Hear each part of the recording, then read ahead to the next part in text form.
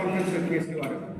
पहले तो आप सब प्रेस बंधुओं का यहाँ पर आने के लिए बहुत बहुत धन्यवाद। देखिए, आज की जो प्रेस कॉन्फ्रेंस हमने यहाँ पर रखी है खासकर उसके लिए जो अभी रिसेंटली जो अटैक्स हुए हैं उसके लिए एक तो कंडोलेंसेस के लिए हमने रखा है। जिस तरह से हमारे सीआरपीएफ के जवान की शहादत हुई, जिस तरह से बीडीसी के एक जवान ने अपने प्राणों की आहुति दी, और जिस तरह से हमारे सैडा के अंदर जो है बिट्टू जी को जो गोली लगी, उसके ऊपर हमारे डॉक्टर शर्मा जी की जो डेथ हुई, उसके ऊपर सबके ऊपर हमारी तरफ से एक तो संवेदना है। और ये सब के सब लोग अपने आप को अकेला ना समझे, आज पूरा 148 करोड़ का हिंदुस्तान और पूरी भारतीय जनता पार्टी इन सबके साथ, उनके परिवारों के साथ खड़ी है। उस दिन जब ये चीज़ हुई तो मुझे अभी भी याद है कि रात को 8-9 बजे जब खबर पहुंची तो जो डॉक्टर साहब से बात हुई, डॉक्टर साहब का फ़ोन काफ़ी देर तक एंगेज आता रहा, और वो उसके बाद जब बात हुई तो 12-1 बजे तक वो यहाँ पर प्रशासन के साथ और पुलिस के साथ एक समन्वय में बात कर रहे थे सबके साथ। और यही नहीं, अगले दिन उनकी बड़ी एक इंपॉर्टेंट मीटिंग थी, क्योंकि नया उन्होंने जो कार्यभार संभाला है, लेकिन उस मीटिंग को पीछे छोड़कर वो हमारे बीच में यहाँ पर पहुंचे और हमारी सुध-बुध ली। इसके लिए हम उनका भी धन्यवाद करना चाहते हैं। लेकिन जो मेन चीज़ मुझे लगता है कि आज बात करने की बड़ी ज़्यादा जरूरत है, वो खासकर एक इररिस्पॉन्सिबल बिहेवियर जो अपोजिशन, वैसे मैं अपोजिशन कहता नहीं, मैं इनको प्रतिपक्ष समझता हूँ कि इनकी भी अपनी एक राय होती है, लेकिन इस राय के अंदर कुछ सुझाव इनके अच्छे भी हैं। जो प्रेस कॉन्फ्रेंस कठुआ के थ्रू कांग्रेस के थ्रू की गई है, उसमें अच्छे सुझाव भी है कि यहाँ पर पुलिस की प्रेजेंस और सब कुछ बढ़ाई जानी चाहिए, लेकिन जो इररिस्पॉन्सिबल ढंग से जिस तरह से उसको किया गया है उस पर मुझे एतराज़ है। सबसे बड़ी बात यह आती है कि कहीं ना कहीं हम जब वो प्रेस कॉन्फ्रेंस कर रहे हैं, कुछ ट्रेडिशनल रूट्स तो पाकिस्तान को पता है जो यहाँ पर आते हैं, लेकिन बाकी के ट्रेडिशनल रूट्स हम यहाँ से गा के बता रहे हैं, ये भी जगह है, ये भी जगह है, ये भी जगह है। ये तो इस तरह हो गया कि मेरे घर के अंदर मैं बाहर जाके बताऊं मेरी ये चिड़कड़ी काम नहीं करती है, मेरा ये वाली खिड़की है, यहाँ से अंदर आ जा सकता है। तो ऐसे पे आप क्या सोचेंगे, मैं अपने घर वालों की तरफ हूँ या किस तरफ हूँ? ये बहुत बड़ी एक बात है। मुझे लगता है इस तरह से गैर जिम्मेदाराना तरीके से हम कोई भी बात सोशल मीडिया में करते हैं तो 2 मिनट में वो पूरी दुनिया में ट्रेवल होती है। तो ऐसे हम कभी ना बताएं कि कौन से वर्नेबल पॉइंट्स है जहां से आगे ही एक ऐसा नापाक मुल्क हमारा हमसाया है जिसके कारण हम सबको इतनी दिक्कत होती है। ऐसी हम गैर जिम्मेदाराना प्रेस कॉन्फ्रेंस ना करें, और इतने पुराने नेता से कम मैं ये एक्सपेक्ट नहीं करूँ। जिसपे मुझे फिर एतराज है वो ये कि पूरी की पूरी प्रेस कॉन्फ्रेंस में एक बारी भी उनके मुंह से पाकिस्तान शब्द यूज नहीं हुआ। अब ये पाकिस्तान के लिए कांग्रेस वालों का क्या है ये कांग्रेस ही बता सकती है, क्योंकि इनका इतिहास भी कुछ इस तरह का ही है। एक बारी भी पाकिस्तान उस नापाक मुल्क का जिसका ये षड्यंत्र है, ऐसा नाम ना लेना कहीं ना कहीं इनको क्लीन चिट देने के बराबर ही है, जो मुझे लगता है सबसे बड़ी बात ये आती है। और दूसरी बात जो आती है इसके अंदर, जो हर चीज़ को बड़ा सोच समझ के चलना चाहिए कि हमारे कठुआ के लोगों को वैसे ही अगर आप 30-40 सालों से देखें तो हम लोगों की तरक्की वैसी नहीं हुई जैसी होनी चाहिए थी। यहाँ पर कोई भी अगर बात हुई, अगर हमारे जमीनों के पानी की बात आई थी तो यहाँ पर रावी का जब डैम बना, सारे का सारा पानी जो है वो पंजाब में भेज दिया गया, और हमारे को जो उसकी इंडस वाटर ट्रीटी के अकॉर्डिंग जो हमारे कंडी के लोगों को, कंडी में जमीन हमारे पास भी थी, अगर इस जमीन को पानी लगता तो इसी जमीन ने सोना उगलना था, लेकिन हमारे हिस्से का सारा पानी पंजाब में दिया गया, और उसके बदले में करोड़ों अरबों खरबों की कंपनसेशन है जो पंजाब में हमें देनी थी, जो आज तक नहीं मिली, due to again apathy of this Congress, जिन्होंने आज तक इसका नाम नहीं लिया। और मैं बताना चाहता हूं कि जिसके पास चाहे 5 कनाल चाहे 10 कनाल की जमीन है, उसका भी मुआवजा इतना बनेगा कि उसके आने वाला समय बड़े अच्छे से बीत सकता है। इसके ऊपर हम सभी के सभी, मेरे साथ जो आज नेता हैं, हम सभी के सभी एक मेमोरेंडम डीसी साहब को देंगे, लेकिन यह गलती फिर कांग्रेस की है जिसके कारण मेरे कठुआ के लोग पीछे रहे। और अब आप देखिए, क्योंकि और तो हमारे पास कुछ है नहीं है, इंडस्ट्रियलाइजेशन का सहारा है जिसके कारण आज बड़ी बड़ी इंडस्ट्रीज, बड़ी बड़ी फैक्ट्रीज आ रही हैं, और आने वाले समय में जिस तरह से बड़े बड़े प्लांट्स यहाँ पर लगने जा रहे हैं, उन प्लांट्स के अंदर मेरे कठुआ के सभी युवाओं को नौकरी मिलेगी, क्योंकि कोई भी इंडस्ट्रियलिस्ट हो वो पहली प्राथमिकता हमेशा लोकलाइट को देता है ताकि वो आराम से यहाँ पर काम कर सके।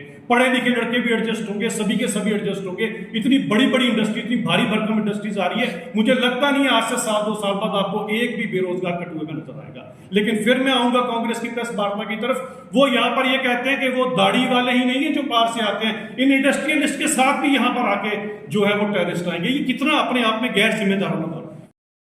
90 के दशक की तरफ धकेला जा रहा है। प्रदेश प्रशासन और विशेष रूप से भी है, उससे पहले ऐसे हमले कहीं ना कहीं एलजी एडमिनिस्ट्रेशन की जो है वो सिक्योरिटी फेलियर नहीं। देखिए, सबसे बड़ी बात है कि अगर आप टेररिज्म रिलेटेड इंसिडेंट्स देखेंगे तो 70 से 80% डाउनफॉल है पहले से। पत्थरबाजी आज होती नहीं है, लेकिन मैंने जैसे पहले कहा, दुनिया में बड़े लंबे समय से जम्मू संभाग में ऐसी घटनाएं तभी तो क्या ना ही कभी माता वैष्णो देवी के श्रद्धालु। पूरी दुनिया के अंदर जैसे मैं कह रहा हूँ कि 100% कहीं पर भी कोई फूल प्रूफ है, लेकिन फिर भी काफ़ी हद तक इसके ऊपर मैं ये आपको यहाँ से आश्वासन देना चाहता हूँ कि बिल्कुल सेफ एंड साउंड ये यात्रा होगी जिस तरह हर साल होती है। इसके अंदर सभी के सभी पुलिस प्रशासन, LG एडमिनिस्ट्रेशन, गृह मंत्रालय, सब के सब पूरी यहाँ पर नजर रखे हुए हैं। और आप इतना इत्मीनान रखिए और उस प्रभु के आगे माथा टेकिए कि इस तरह की कोई भी अप्रिय घटना। जिस तरह से आपने कहा कि शुरू हो जाओ, मुझे लगता है बड़े जिम्मेदार तरीके से Bharatiya Janata party press conference करती है। इस चीज़ के ऊपर हमें कुछ नहीं बोलना चाहिए क्योंकि सिक्योरिटी फोर्सेस इसका संज्ञान ले रही हैं और हम सब सुरक्षित हैं J&K पुलिस के हाथों से,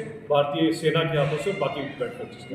ठीक है। इसमें मैं एक चीज़ कहना चाहता हूँ, आज पूरी दुनिया के अंदर मुझे एक देश बता दीजिए जो कहे कि 100% टेररिज्म फ्री है। एक भी देश ऐसा नहीं है। अगर ट्विन टावर्स के अंदर, न्यूयॉर्क के अंदर अगर कोई जाके जहाज लेके घुस सकता है, जो सो कॉल्ड डेवलप कंट्री है, तो हमारा देश उससे अछूता नहीं। फिर भी हमारे देश की सिक्योरिटी फोर्सेस को मैं सलाम करना चाहता हूँ जो 148 करोड़ की लोगों को काफ़ी हद तक जो है सुरक्षा देने में कामयाब रहती है और उसमें सिक्योरिटी फोर्सेस का पूरी तरह से योगदान रहता है। यहाँ पर सिक्योरिटी फोर्सेस के ऊपर बड़े कटाक्ष किए गए, हमारी CID और IB के ऊपर भी बड़े कटाक्ष किए गए काफ़ी हद तक, क्योंकि एक ऐसा नापाक मुल्क जिसका पूरे का पूरा बॉर्डर, या करगिल से लेके यहाँ लखनपुर तक आ जाओ, सारा बॉर्डर ही हमारे साथ सटा हुआ है। वो कहीं पर हमने तो कोई एक चूक करनी है, वो तो हमेशा इसी फिराक में रहते हैं। फिर भी हमें लगता है कि हम सब लोगों को, खासकर ये जो ब्लॉक डेवलपमेंट ग्रुप्स की मैं बात कर रहा हूँ, ये बहुत बड़ा रोल प्ले कर सकते हैं इसके अंदर। और आप सब लोगों की एक रिस्पॉन्सिबिलिटी बनती है कि अपने अराउंड कोई भी अगर ऐसा हो, अब मैं जिस काली भेड़ की बात कर रहा था, क्या पता नहीं होता फैमिली के अंदर या कुंबे के अंदर कौन लड़का गलत ऐसा काम कर रहा है, तो उनका एक दायित्व बनता है इससे पहले कि चीजें हाथ से बाहर निकल जाए,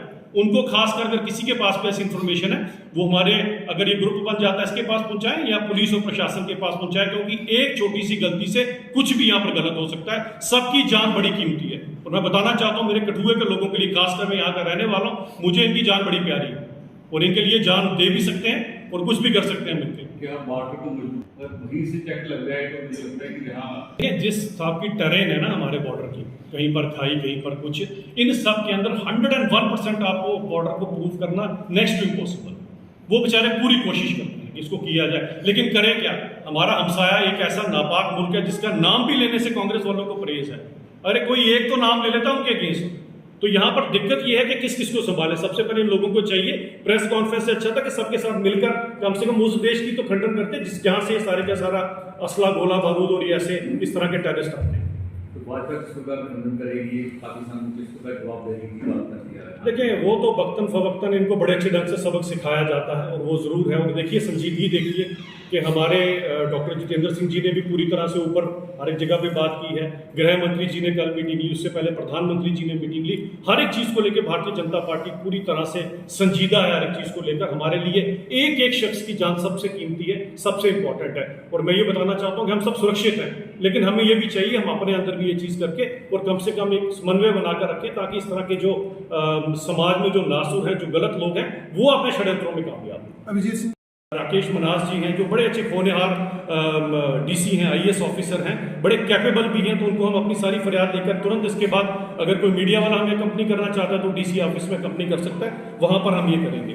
और एक मैं लास्ट बात, और ये बात को मैं इसको सुझाव नहीं कहूँगा, इसे चेतावनी समझिएगा, और पर्टिकुलरली ये बात बड़ी इंपॉर्टेंट है। चेतावनी उन लोगों के लिए है काली भेड़े जो यहाँ पर हैं, क्योंकि अगर कोई वहां से आता है तो बिना लोकल किसी सपोर्ट के, एक बात याद रखिएगा, यहाँ ये सर्वाइव नहीं कर सकते।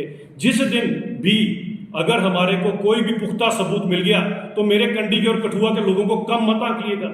हमें याद है, हमारी हिस्ट्री याद कर लीजिएगा, हमारी हिस्ट्री जो जसरोटा फोर्ट और हीरानगर का फोर्ट बना, हमें याद है कि उस समय भी जब तुर्क, मंगोल और मुगल जो लुटेरे यहाँ पर आए थे, हमारे कठुआ की धरती पे पाँव नहीं रख सके थे। 1 लाख से ज्यादा की फौज थी जो हमारे लोगों ने उस समय इकट्ठी कर ली थी, जिसमें घुड़सवार थे, बर्छे वाले थे, तीर कमान वाले थे और तलवारों वाले थे, और हमने यहाँ पर किसी को आने नहीं दिया।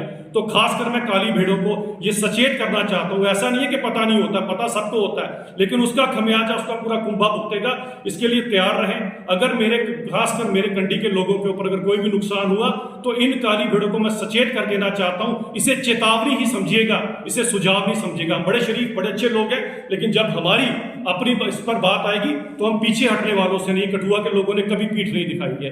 बस यही बात कहकर अगर आपका कोई सवाल होगा, जय हिंद, जय भारत, जय कठुआ। वेपन लाइसेंस के ऊपर, क्योंकि नए लोगों को वेपन लाइसेंस के ऊपर बिल्कुल इस समय हमारे कई ऐसे इलाके हैं, और क्योंकि मैं पहले बनी में भी बड़ी देर मैंने काम किया है, ऊपर गुड्डू फलाल के एरियाज हो गए, सदरोता बदरोता के एरियाज हो गए, किंडली मशेटी मलार के एरियाज हो गए, इन एरियाज के अंदर भी जो है वेपन लाइसेंस, जो अपने गन लाइसेंस है उसकी बड़ी इंपॉर्टेंट है। लेकिन कुछ ना कुछ जो नॉर्म्स बने हैं आर्म्स एक्ट के अंदर, जो उनकी जरूरत है, उसके अंदर मुझे लगता है कि मैं अभी तुरंत इस मीटिंग के बाद डीसी साहब के साथ मेरी मीटिंग है, वहां पर जाके हम जरूर बात करेंगे कि इसके अंदर किस तरह से आसानी से जो नए लोग अपने लिए लाइसेंस, क्योंकि जरूरत भी है, हथियारों की जरूरत भी है और लाइसेंस हथियार हो। अब एक जो कहीं पर पीछे भी सवाल उठा कि जो लोग रिन्यूअल के लिए लाइसेंस जो करना चाहते हैं उनका रिन्यू नहीं हो रहा है, ये भी एक बहुत बड़ी प्रॉब्लम है। रिन्यू भी होना बड़ा जरूरी है लाइसेंस का। और एक जो क्लॉज उसमें डाली गई थी, जो शायद जम्मू में कहीं पर किसी ब्यूरोक्रेट के थ्रू डाली गई थी, वो क्लॉज ये थी कि अगर आप किसी नए शख्स को अगर आप लाइसेंस दे रहे हैं तो उसके पास ट्रेनिंग ही नहीं है इन आर्म्स की, तो वो कैसे हैंडल करेगा?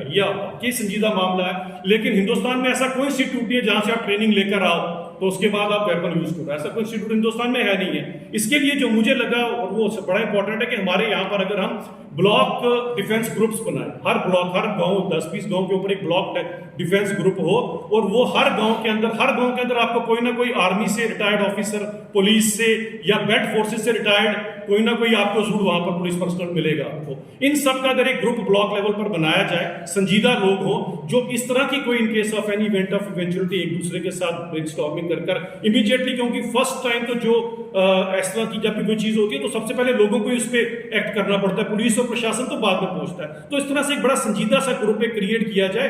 वो ग्रुप का एक काम तो ये रहे कि वो अपने गांव की और अपने उस ब्लॉक की सिक्योरिटी का भी एनालिसिस करता रहे कि कौन कौन से रूट्स हैं जहां से कोई आ सकता है या कोई इस तरह का हमला हो सकता है। दूसरी तरफ जब भी किसी नए शख्स ने अगर लाइसेंस लेना है तो वो वाला ग्रुप जो है वो उसकी अथॉरिटी लेके, ये अच्छा लड़का है और ये चाहता है, इसकी गारंटी भी है कि इसको लाइसेंस दिया जाए और प्लस इसको आर्म्स हैंडलिंग में और आर्म्स फायरिंग में हम मदद करेंगे। तो क्यूमुलेटिवली एक तो सोसाइटी का आपस में उठना बैठना, बड़ों का छोटों के साथ समन्वय बनेगा, और मुझे लगता है एक बड़ा अच्छा सुझाव है जिसको मैं अभी डीसी साहब के साथ बात करने वाला हूँ। और दूसरी मुझे लगता है जो हम लोगों को, खासकर कंडी के लोगों को जानबूझ के पीछे धकेलने के लिए कांग्रेस के षड्यंत्रों के चलते आज तक हमारा इंडस वाटर ट्रीटी का पैसा जो पंजाब के पास पड़ा है, पंजाब खुशहाल हो गया, मेरे कंडी के लोग सभी के सभी बेचारे गरीब हो गए, क्योंकि हमारे पास भी जमीनें थी, उस पानी के नहीं होने अभाव की वजह से हम लोगों के पास वो पैसे नहीं आए। तो उसके लिए भी हम आज अपील करेंगे डीसी साहब के पास। इसके बाद आ रहा है, एक तो वैसे जम्मू कश्मीर में आने से पहले दो बारी बंदे सोचते हैं, जो पूरी पूंजी लगाने के लिए यहाँ अगर उसको हम आज ही से लेबल करेंगे कि इसके साथ जो है टेररिस्ट आ रहे हैं। और दूसरी बात का और एतराज है, इन्होंने जो लफ्ज यूज किया, ये हमारे तो नेताओं के ऊपर कटाक्ष करते हैं कि हमारे नेता का नहीं कौन सा पेपर, कांस्टेबल का पेपर नहीं क्वालिफाई कर सकते, लेकिन इनसे जरा पूछिए कि शब्द मिलिटेंट का क्या मतलब होता है, मिलिटेंट शब्द का मतलब क्या होता है, जो मुझे कांग्रेस वाले जरा ये बता दें। क्या कांग्रेस वाले ये मानते हैं कि ये जो आतंकवाद नहीं, ये जिहाद है? क्योंकि मिलिटेंट तो मतलब यही है जो जिहाद की लड़ाई लड़ रहा हो। तो बार बार मिलिटेंट का लफ्ज यूज करने से यहां से पता लगता है कि कांग्रेस की मानसिकता किस तरह की है। दूसरी एक चीज उन्होंने और कहीं फोटो ऑप्ट को लेके कि यहाँ पर जी फोटो ऑप्ट बड़ा होता, तो मैं पूछना चाहता हूं, इनके एक नेता हैं, बड़े प्रिय नेता, मेरे वैसे भी बड़े प्रिय हैं, मुझसे बड़े हैं, तो मैं आजकल उनको भाई गुच्छू बोलता हूं, तो क्योंकि मुझे पिछले दिनों मेरी मदर से डांट पड़ी थी जब मैंने उनके नाम के आगे भाई या भाई नहीं लगाया था। मुझे बताएं कि आपके ये नेता एनकाउंटर साइट पे क्या कर रहे थे? उस एनकाउंटर साइट पे जाने का क्या मतलब था? मेरे कुल 20 मिनट की दूरी पर था एनकाउंटर साइट से। मैं भी चाहता तो फोटो ऑप के लिए वहां पहुंच जाता। आप वहां पर यहां हाथ रखकर वहां खड़े होकर क्या कर रहे थे? आप सोचिए कि कितनी संवेदनशील मामला है कि हमारी सिक्योरिटी फोर्सेज जो है, जिसके अंदर अगर आप देखें सीआरपीएफ के जवान की भी शहादत हो गई, हमारी सिक्योरिटी फोर्सेज वहां टेररिस्टों से लड़ रही है, और यहां पर नेता फोटो ऑप्ट के लिए वहां पर जब पहुंच जाएंगे तो उस नेता को पहले देखेंगे या हम टेररिस्टों को यहां देखेंगे? तो ये कितनी गैर जिम्मेदाराना हरकत इन्हीं के नेता के द्वारा की गई है। या क्या पता ये नेता वहां पर ये देखने तो नहीं गए कि क्या उसने चूड़ियां पहनी है कि नहीं पहनी है, क्योंकि इनके नेता तो कहते हैं ना पाकिस्तान ने चूड़ियां नहीं पहन रखी। या फिर वो यहाँ पर क्या देखने गए थे कि इनके साथ किस तरह का बर्ताव किया जा रहा है। या फिर जिस तरह से अगर मैं इनके जो है नेता, जो उनके बड़े बड़े नेता हैं, उनकी अगर मैं बात करूं, वो तो कहते हैं जाके पाकिस्तान के आगे गुहार लगाते हैं कि हमें बीजेपी से बचाओ। तो क्या ये नेता कहीं उनके पास ये वाली ऑप्शन देने तो नहीं गए थे? तो उनकी गैर जिम्मेदाराना जो उन्होंने काम किया है। और आगे से मैं प्रशासन को भी ये चीज कहूंगा, जब कभी भी ऐसी कोई कंडीशन हो तो वहां पर नेताओं को नहीं जाने दिया जाए, क्योंकि नेताओं की सुरक्षा को देखेंगे या लोगों से लड़ेंगे। ये तो मुझे याद आ गया, जब मैं कश्मीर में काम करता था तो कश्मीर में अगर एनकाउंटर चल रहा होता तो पिछली साइड से पत्थर मारना शुरू हो जाते थे। तो ये तो कहीं ना कहीं वही काम करने वाली बात होगी। तो इस तरह से आपके अगर लोग एक गैर जिम्मेदाराना ढंग से, उनके पास तो बड़े बड़े कमांडोज हैं, 5-5, 6-6 कमांडोज हैं, लेकिन मुझे लगता है कि इस समय उनको फोटो ऑप से पीछे हटकर ये सोचना चाहिए कि किस तरह से सबसे पहले ये जो पार से जो आए हुए घुसपैठिए, जो टेररिस्ट पार से आए हैं, इनको किस तरह से एलिमिनेट किया जाए। ये बड़ी गैर जिम्मेदाराना हरकत जो कांग्रेस के नेताओं ने की, इसमें कांग्रेस वालों को संज्ञान लेना चाहिए इससे पहले कि दूसरों पर कटाक्ष करें।